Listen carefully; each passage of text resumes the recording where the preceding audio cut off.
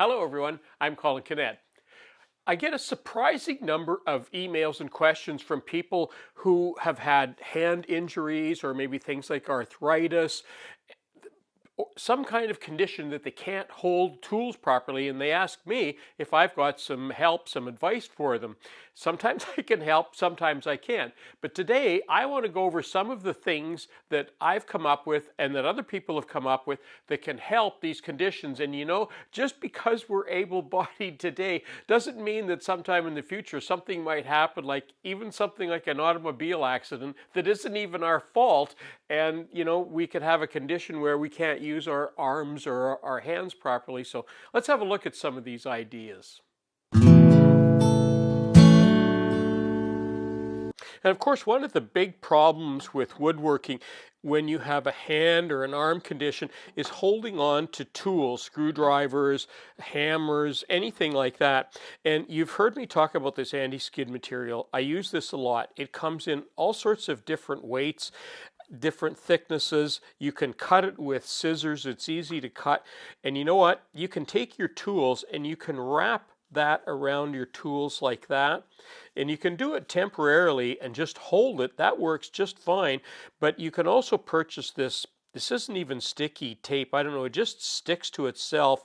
And you wrap that around, and for a more permanent or semi-permanent, and it still gives you a good grip. Look at this.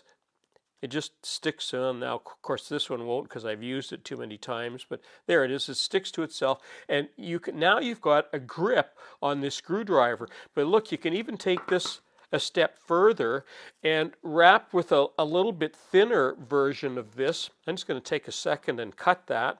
And now, if you want to make it even a little bit bigger, you can take this, wrap that around like that. But look, you can buy foam.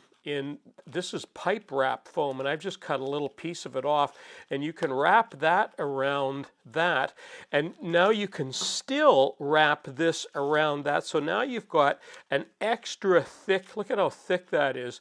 And you know what? That is still very strong. That screwdriver is not going to slip in there because it's got anti-skid on the inside and anti-skid on the outside. And again, you could still wrap that if you wanted to. But you don't have to be limited to hand tools like this. With your power tools, you can still do the same thing. You can still wrap the handles, and sometimes all it's doing is just giving you a better grip. It's not even giving you more sort of a bigger area to grip onto. It's just giving you a firmer grip, and that's another way of being able to handle these big, heavy power tools, especially with the big batteries, and still get a good grip on them. And more with the anti-skid material, it don't have to be limited to smaller tools. I use it from time to time on my pull saws because it gives me a better grip. It just gives me more control. And I have a bad carpal tunnel effect in one of my wrists, so it really does make a difference. And the other thing is painting. Painting can be just agony. And when I use this anti-skid material on my paint brushes, I don't have to grip the brush so hard, and it just seems to give me a little better control. It really makes a big difference for my paint brushes.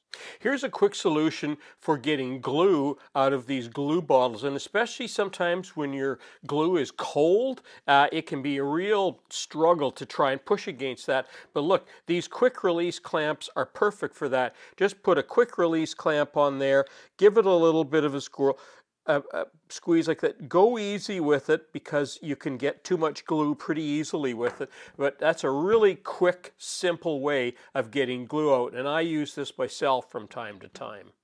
Now, if you follow my channel, you'll know that I make a lot of jigs, and I've been using a lot of these plastic knobs, and they work fine. I find them a little bit light sometimes.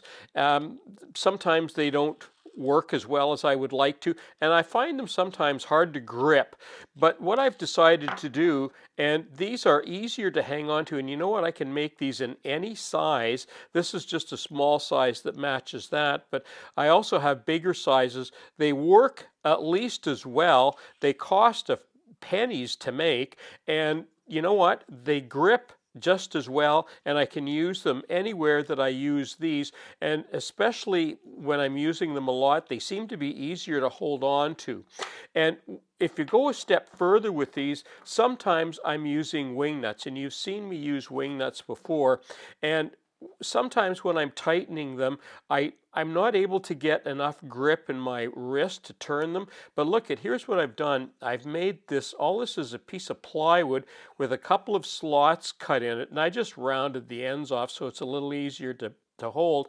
And all you do is slide that into the wing nut, and now you've got a really good way of tightening that up. If you want, you could even drill a hole in there if your wing nuts, if your bolts are protruding through.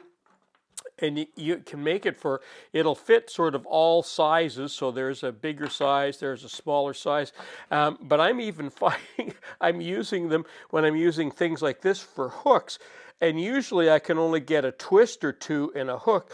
But look at this, you know, after I get something started and now I'm having trouble turning it, guess what? I just put that in there, and now I can turn that as deep as I want and as easily as I want. Just that simple. It works on the right angle versions. It works on the hooks. Just a great handy little thing, and it costs you nothing. It's made out of scrap wood, and 3 minutes work to make something like that.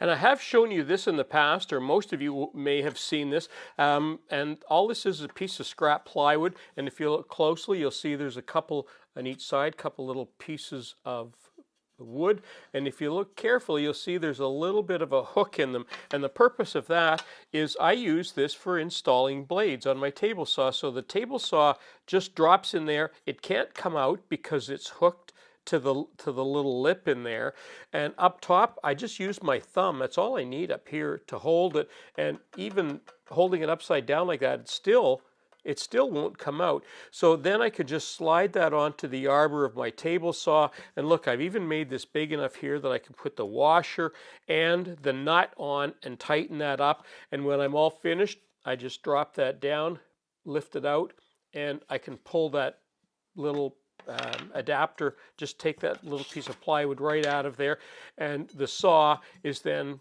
attached to my table saw. A quick and easy solution, and some saws have a very thin, it's very hard to get your hand in because it's a very narrow gap, and especially for those, that's a great little tool for getting blades on and off.